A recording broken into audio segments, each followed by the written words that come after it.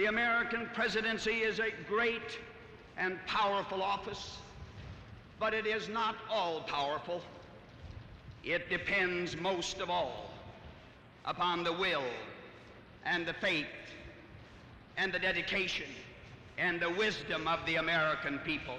Vice President Hubert Humphrey, accepting the Democratic nomination for president, gives his views on our nation and the critical choices we must make on November 5th. Listen. There is an essential strength in the American people.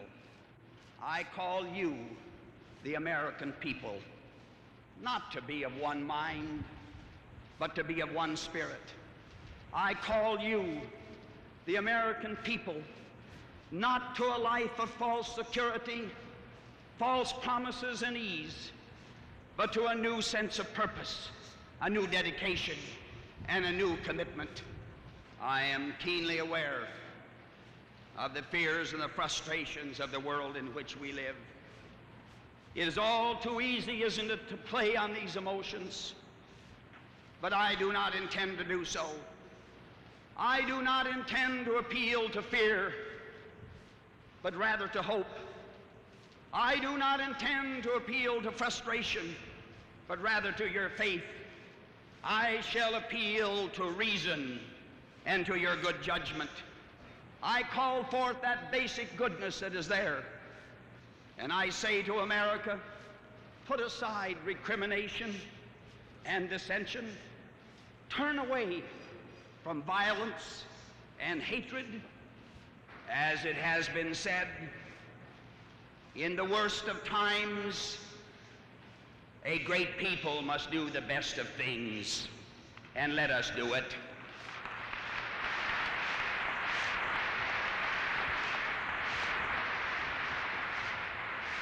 We stand at such a moment now in the affairs of this nation. There is an end of an era, and there is the beginning of a new day.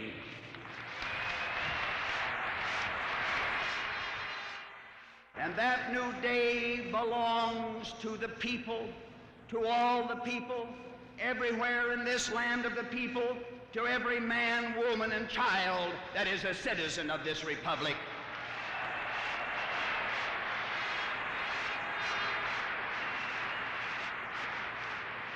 Let me speak first, then, about Vietnam. Let those who believe that our cause in Vietnam has been right, or those who believe that it has been wrong, agree here and now that neither vindication nor repudiation will bring peace or be worthy of this country.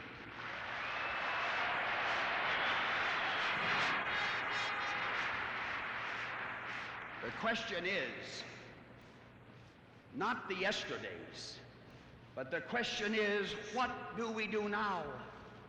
No one knows what the situation in Vietnam will be when the next President of the United States takes that oath of office on January 20th, 1969. Meanwhile, as a citizen, a candidate, and vice president, I pledge to you and to my fellow Americans that I shall do everything within my power, within the limits of my capacity and ability, to aid the negotiations and to bring a prompt end to this war. And if there is any one lesson that we should have learned, it is that the policies of tomorrow need not be limited by the policies of yesterday. Help bring a new day to America. On November 5th, vote for Hubert Humphrey for president.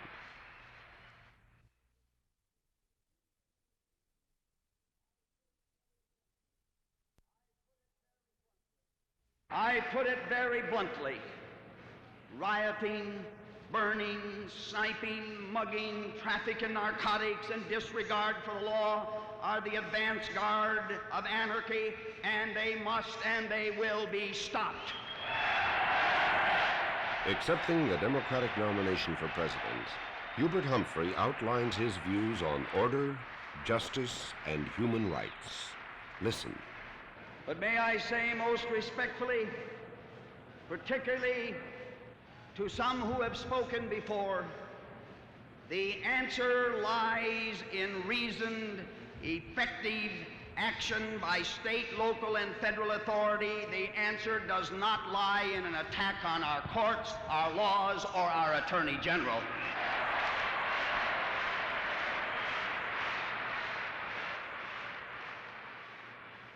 I pledge to use every resource that is available to the presidency to end for once and for all the fear that is in our cities.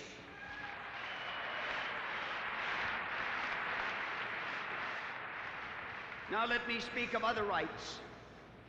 The rights of law and order, the rights of life, the rights of liberty, the right of a job, the right of a home in a decent neighborhood, and the right of an education. It is to these rights that I pledge my life and whatever capacity and ability I have.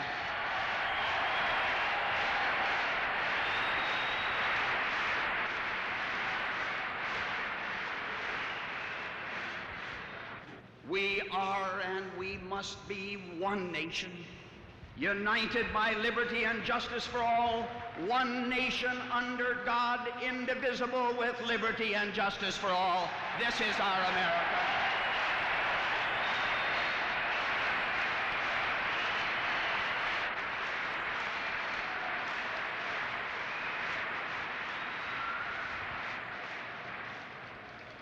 And just as I've said to you, there can be no compromise on the right of personal security.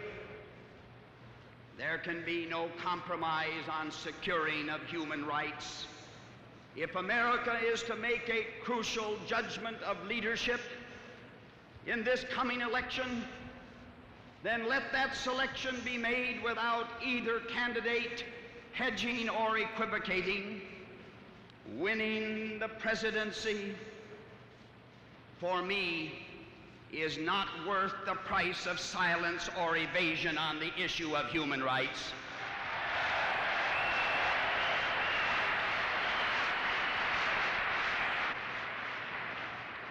And winning the presidency, and listen well, winning the presidency is not worth a compact with extremism.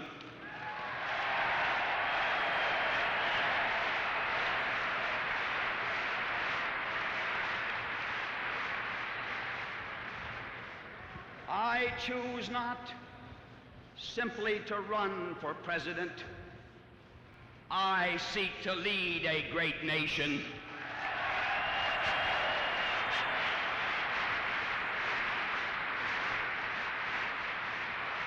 And either we achieve true justice in our land, or we shall doom ourselves to a terrible exhaustion of body and spirit. I base my entire candidacy on the belief which comes from the very depths of my soul, which comes from basic religious conviction, that the American people will stand up, that they will stand up for justice and fair play, and that they will respond to the call of one citizenship open to all for all Americans. On November 5th, vote for One America. Vote for Hubert Humphrey for president.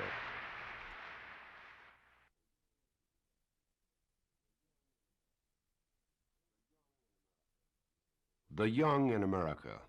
Where does Hubert Humphrey stand on their role in our nation's affairs? Listen. Those of you who are young bring a special authority and influence to our consuls today. It is already evident that in the struggle of the individual to regain his appointed place in the society, youth will be again the protagonist of the higher value.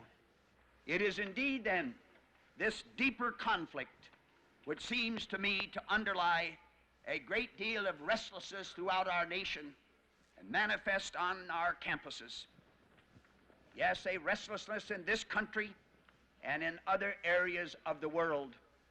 the restlessness, the ferment, the protests on the college campuses are in part a reflection of this continuing struggle of the individual with his environment. The excesses, the violence, the lawlessness cannot be condoned or tolerated. The concern, however, the desire for change and improvement manifested by many of the student protests is to be welcomed. Unfortunately, the negative acts of the few are driving out the positive acts of the many. The specter of violence and lawlessness does not accurately describe the majority of American students, but I must say there is enough truth in this violence and lawlessness to tatter the banner under which your generation marches and to undermine the critical role of free universities in our free society. What we see here at home is not unique to us. The individual seeks here and elsewhere, today and in the years ahead, more than ever before, his own identity. He refuses to be submerged in the deluge of bigness, orthodoxy, or institutionalism. But paradoxically, this comes at a time when the prospects for peace are closer, poverty and prejudice less, material progress greater than ever before. But the companion fact to that statement is that the individual today feels himself a smaller and smaller part of all that is going on, sitting in larger and larger classes in ever bigger universities. He feels a loss of personal identity as a student, and he asks why. His work, when he leaves school, seems limited to a smaller and smaller part of an increasingly bigger and specialized or automated operation. His vote as a citizen is one of 70 million. First of all, accepted by a machine, counted by other machines, and accurately predicted in advance by a computer, and carried into every home and place on a nationwide television network. Is it any wonder then that he protests, even with signs saying, "I'm a human being, not a computer card"? He wants to be recognized as flesh and blood, human spirit, soul, and an individual. What a glorious prospect. Dignity through self-identification and self-respect. Freedom through personal responsibility. Liberty through individual participation. On November 5th, vote for a responsible America. Vote for Hubert Humphrey for president.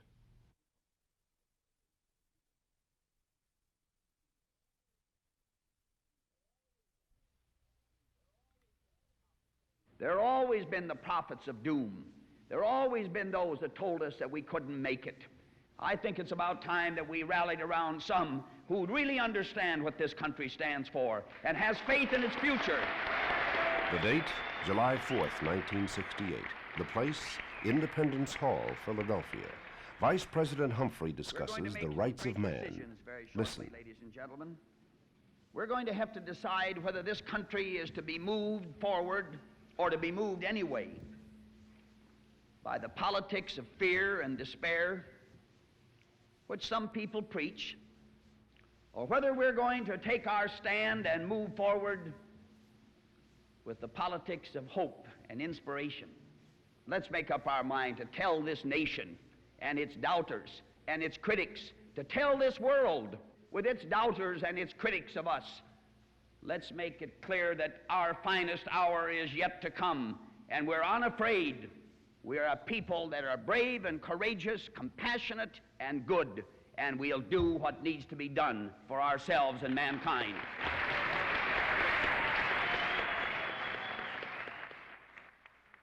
There is, first of all, the right to peace, so that man may live free from the threat of those who would march to power. There is the right to justice, so that man may stand before his peers and his society on a truly just and equal basis with his neighbor. And there is the right of meaningful work, so that man may have a decent wage and he may live with self-respect and dignity among his fellow men. And my fellow Americans, there is the right to public compassion, so that man may live with the knowledge that his health, his well-being, his old age, and his loneliness are the concern of his society.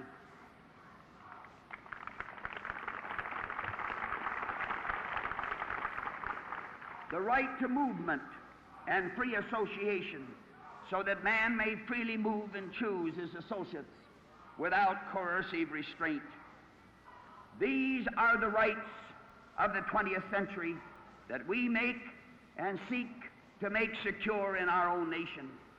These are rights that we seek to help establish not only for ourselves, but for our brothers in mankind. But these rights will not be achieved at home, nor even in the world, without the exercise of consonant responsibility and on a scale to that of those who declared our independence. For these rights are under continual challenge, and those who would hold them must pay the price of responsibility.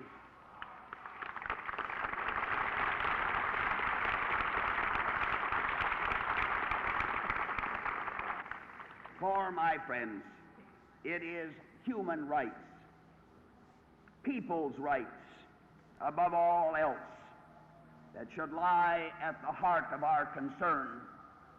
It was human rights, God-given rights, that were at the heart of the concern of those who put their signature to our Declaration of Independence.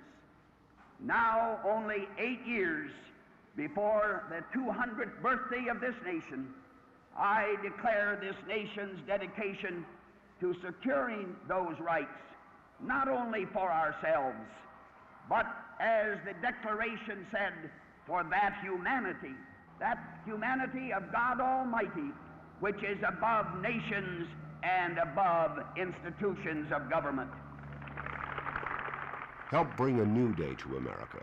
On November 5th, vote for Hubert Humphrey for president.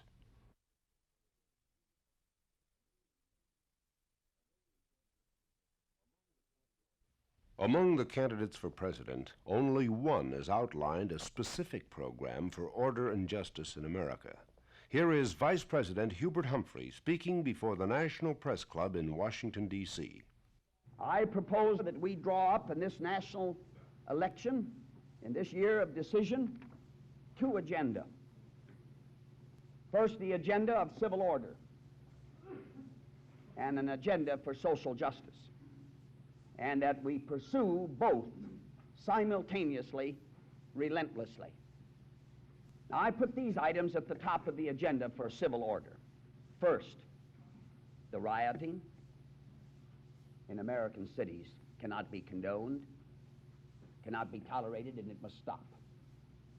And if it breaks out again, it must be put down promptly, effectively, and firmly. And we know how to do it. And it's the first duty of government to do that. Now, state laws regarding incitement to riot or to violation of law in any respect need to be strengthened and broadened. And you need to help get these state laws improved and modernized.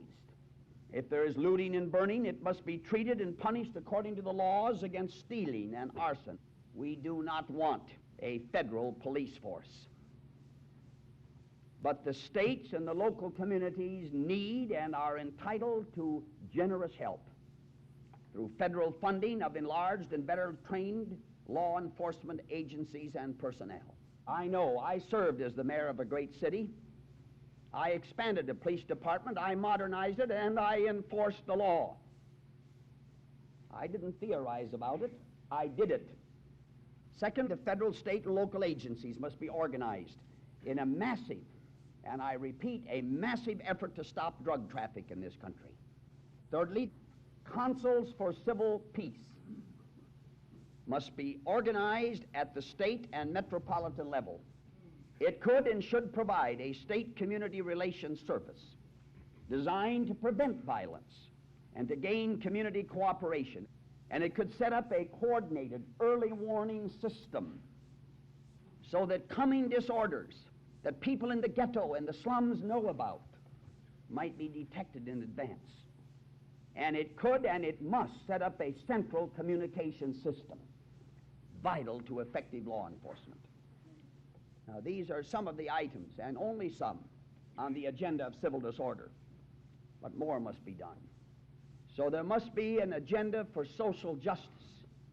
Most important of all, every individual must be able to play a meaningful role in his community.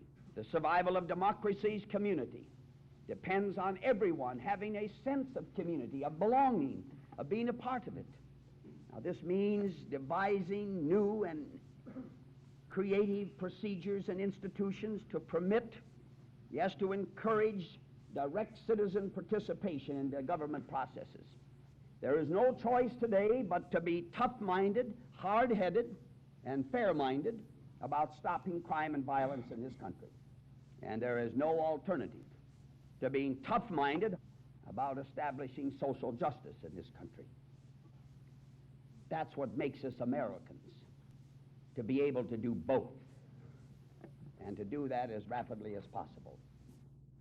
And I have a feeling that if we just settle down to the problem, that the best days of this republic are yet to be lived, and that when we celebrate our 200th birthday on July 4th, 1976, we shall be able to report to God and man that the inalienable rights of life and liberty and the pursuit of happiness have in a large measure been fulfilled. Help bring a new day to America. On November 5th, vote for Hubert Humphrey for president.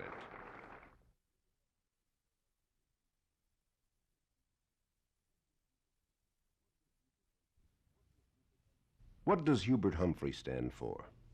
What, in his view, is the most crucial issue facing America today? Listen. I intend to lay before you and before the American people my thoughts and what I conceive to be the basic one fundamental issue in this election. Shall we, as a nation, move forward towards one society of opportunity and justice? Or shall we move instead towards a fractured and separated society? Black against white, rich against poor, race against race, religion against religion, comfortable against left out. The decision that we make this year will, in fact, answer this question. For ourselves, for our children, and for all those who have believed and sacrificed in the building of this nation. Now, there are candidates in this election, and I must speak frankly. The third-party candidate for president owes his political existence in a large measure to the fears and the concerns and the doubts and the hates aroused by this issue of social opportunity and human rights. My Republican opponent surely is no racist, but he and his party have chosen this year to join forces with some of the most reactionary elements in American society. And that compact was signed and sealed in Miami Beach in the full view of the American people.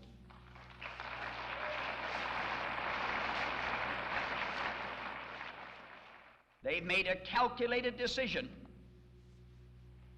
to ignore the left outs, the left out Americans within their own party and within the nation.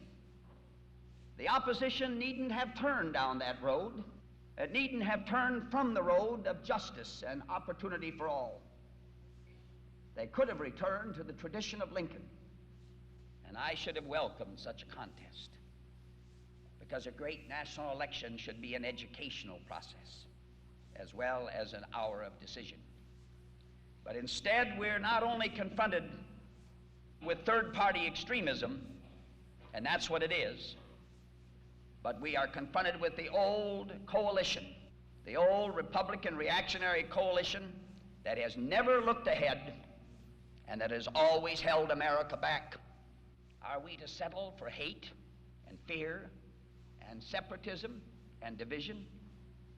Does the land of the free and the home of the brave turn into an armed camp? Which way shall we go? I think it is a fateful choice. Which way, America? Apartheid or democracy? Which way, America? Separation or community? Which way, my fellow Americans? A society of ordered liberty or a society of fear and hate and repression? I told you in my acceptance speech that winning the presidency was not worth the price of a compact with extremism, and it is not. I would prefer to have been right and have spoken in this cause during the campaign than I would prefer to be silent and win the presidency. I therefore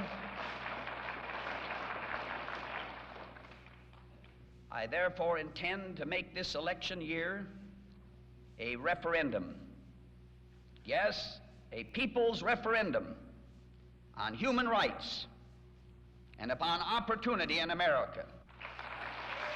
Help bring a new day to America. On November 5th, vote for Hubert Humphrey for president.